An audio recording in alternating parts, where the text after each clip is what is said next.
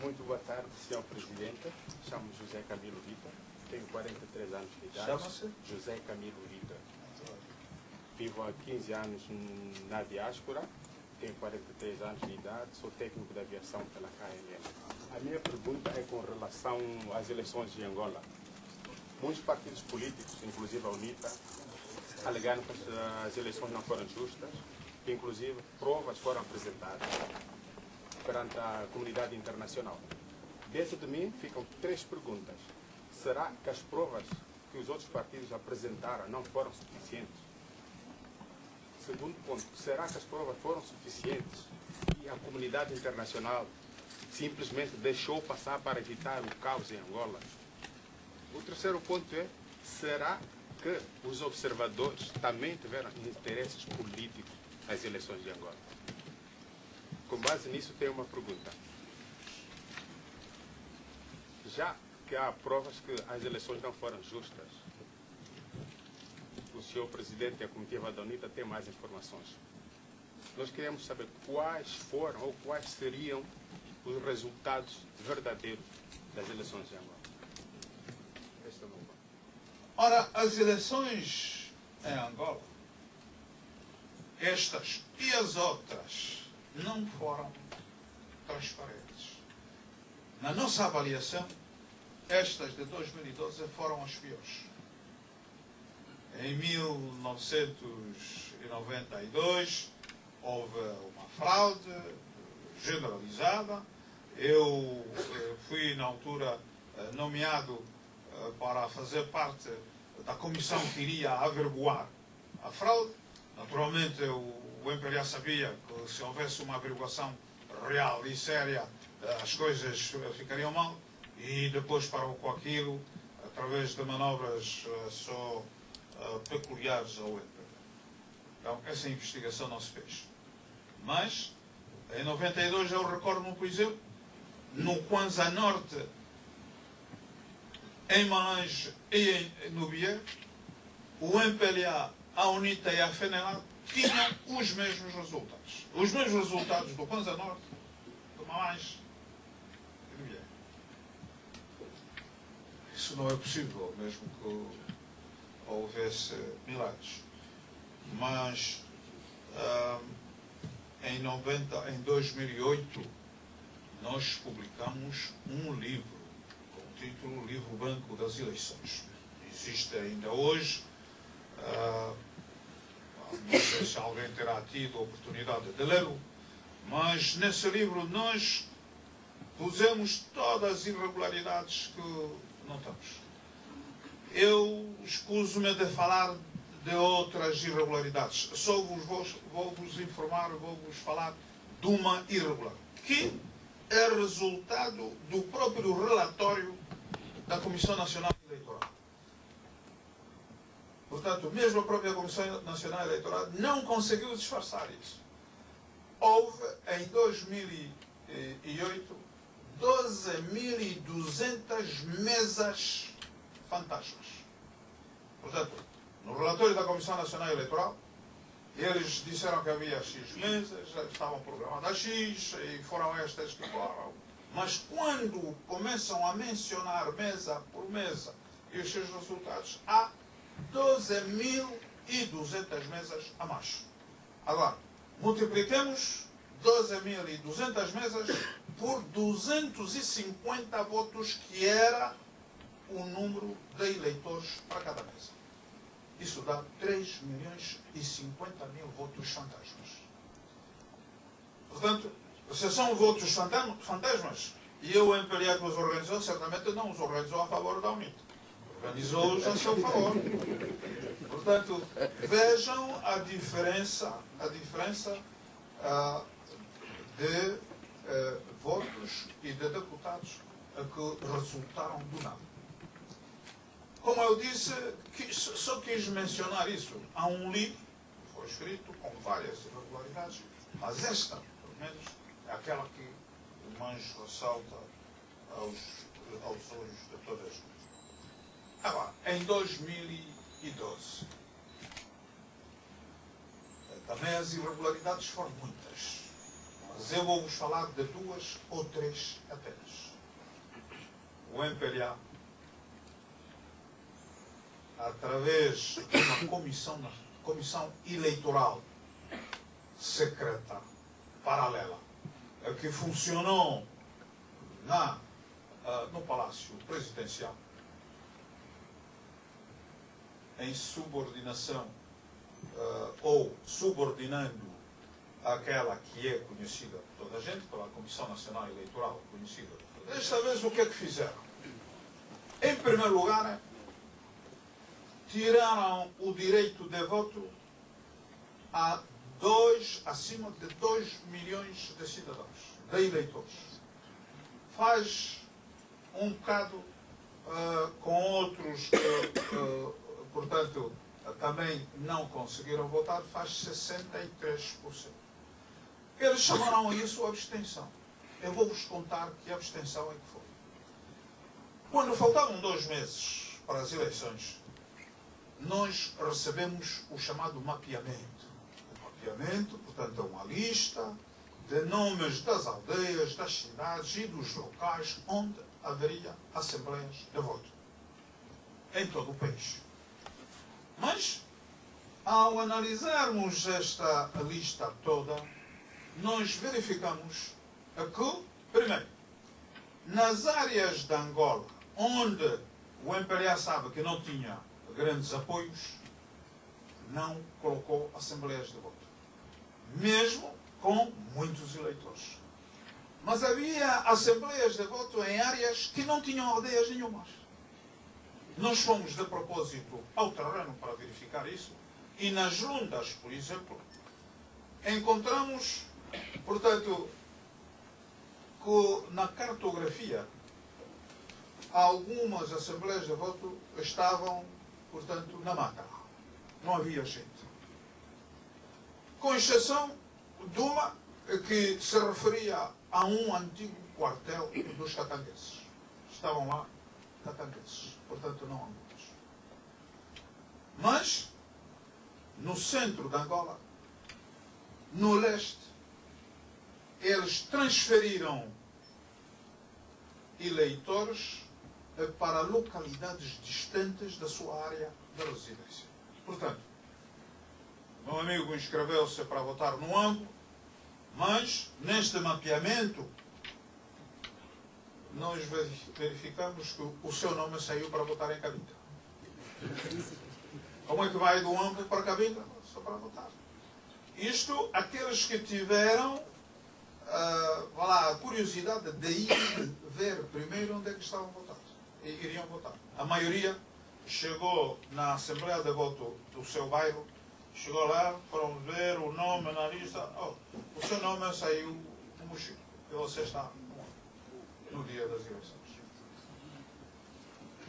Portanto, como eu disse, foram 2 milhões, acima de 2 milhões de eleitores a quem isso aconteceu. Esta é a primeira questão.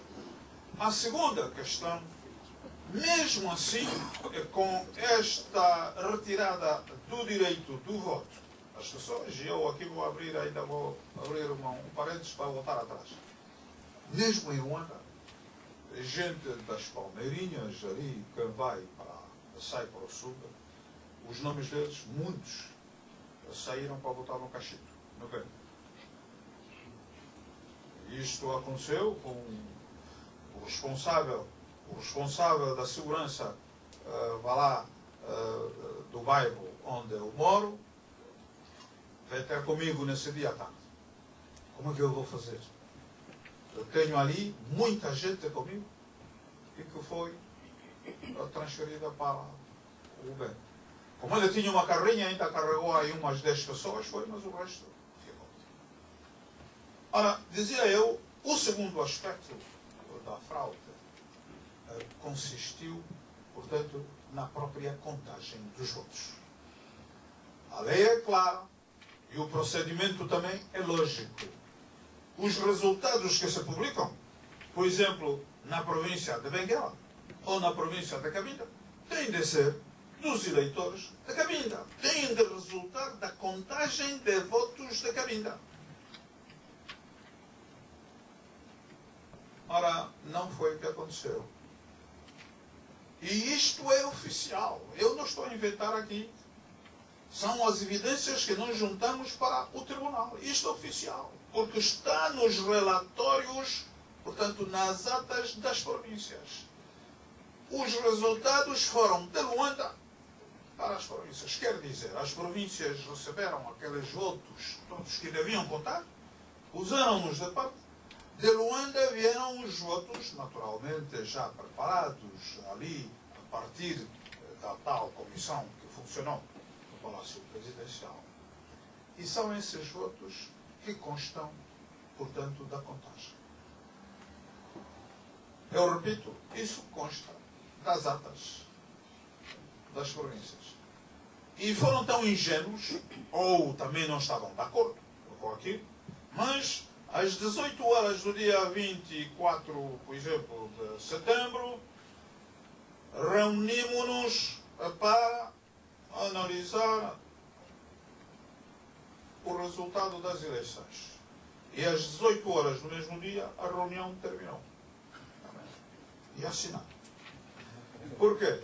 Porque diz lá que os resultados foram enviados de Luanda. Portanto, as cópias, eles assinaram pura e simplesmente as atas que eles enviaram.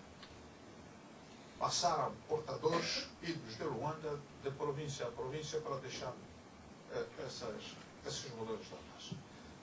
Isso está aí, faz parte das evidências que nós apresentamos ao tribunal. Pergunta o nosso amigo José Camilo Vítor, então, quantos seriam os votos para a oposição? Para ser franco, eu não posso calcular aqui quantos seriam. Mas, no mínimo, se eu considerar que para a UNITA, por exemplo, os 1.075.000 votos atribuídos à UNITA, se a esses votos acrescentássemos os 2 milhões e tais que foram retirados, certamente, em vez de 1 milhão, estaríamos com 3 milhões e tais de votos. Mas são cálculos que estamos a fazer aqui, não podemos precisar claramente. O que é certo é que a fraude foi excessiva. Nós apresentamos 123 evidências com o nosso processo ao Tribunal Constitucional. Ora, também pergunta ao nosso compatriota Camilo, então, e os observadores? Saberão que a União Europeia e outros países ocidentais não mandaram observadores a Angola desta vez. Nós protestamos, ainda fizemos uma viagem aos Estados Unidos, passamos pela Europa, para ver se convenceríamos os europeus a mandarem observadores. Porque se você recebe o observador do Zimbábue, são camaradas, aliás, na terra deles fazem o pior. Se você recebe observadores da Namíbia, são camaradas. Portanto, é a mesma coisa. Por conseguinte, não houve observadores, de facto. E, ora, isto será certamente por causa dos interesses. Ontem ainda na União Europeia, nós voltamos a mencionar isso. Não compreendemos. Por quê? Se há observadores para todo lado, por que não há observadores para Angola? Bom, tem as suas explicações, mas não colhem. Não colhem e é assim. Portanto, perguntou também se as provas seriam suficientes ou são suficientes. Nós consideramos que num país verdadeiramente democrático as eleições seriam anuladas. Seriam anuladas. As provas são mais que suficientes. Não foram inventadas, como disse. E eu vou-vos dar uma prova. Sabem que o primeiro processo que introduzimos no Tribunal Constitucional foi rejeitado. 2 dias depois, disseram que não, isso os resultados são válidos, são bons. Mas nós voltamos à carga. Se do ponto de vista contencioso eleitoral o Tribunal Constitucional é a instância suprema, não tínhamos mais a quem recorrer. Do ponto de vista constitucional, as eleições foram feitas com irregularidades que violam a própria Constituição. Ali, o Tribunal Constitucional já não podia negar, tinha de receber o nosso processo. Então, refizemos o nosso processo e entregamos. Perante a lei, ou de acordo com a lei, o Tribunal Constitucional devia responder 45 dias depois. Eu até deixei um pormenor. Quando este processo foi entregue, o presidente do Tribunal Supremo despachou como rejeitado liminarmente. Devolveu. Portanto, não podia entrar, não fazia sentido. Mas para o presidente do Tribunal Constitucional rejeitar liminarmente um processo, há normas também previstas na lei. Não se pode fazer só assim da cabeça. E ele não cumpriu com essas normas. E nós voltamos a carregar. O Sr. Presidente violou a lei. Para rejeitar liminarmente o processo, tinha de tomar este, aquele e aquele passo. Não o fez. Então teve de recebê-lo e distribuí-lo. E é ali onde eu digo, 45 dias depois, devia nos ter dado a resposta. Estamos agora no 4º mês e não há resposta. Portanto, o próprio Tribunal Constitucional está a violar a lei. É uma ilegalidade. No dia em que nos responder, seja qual for a resposta, e sobretudo se for negativa, a primeira coisa que vamos dizer é invocar esta ilegalidade que o Tribunal Constitucional está a invocar. Por que é que não responde? A nossa conclusão é só porque as evidências são tão claras. São tão claras. Eu vou-vos mencionar até uma. Já as nossas evidências, as que juntamos, não chegam. Mas, quando introduzimos o processo pela primeira vez, a Casa também introduziu. Ora, no acórdão para a Casa, eles, portanto, os juízes do Tribunal Constitucional, vêm com uma afirmação que, na realidade, é uma violação que já estava mencionada no nosso processo. Portanto, disseram à Casa que não, isso não é assim, só se fosse lá fora. E é exatamente o que estava ali que nós notamos como violação. Portanto, eles e nós notamos, nós acrescentamos, fizemos questão de assinalar. A vossa resposta à Casa, de facto, é, na realidade, o que se passou. Portanto, uma violação. Há uma violação que vem de acordo com aquilo que responderam à Casa. Há tantas evidências que nós pensamos que estão a demorar esse tempo todo. Talvez na perspectiva que o assunto morra, porque não têm como responder. Não têm como responder. Bom, mas vamos esperar. Penso ter respondido então o nosso compatriota Camilo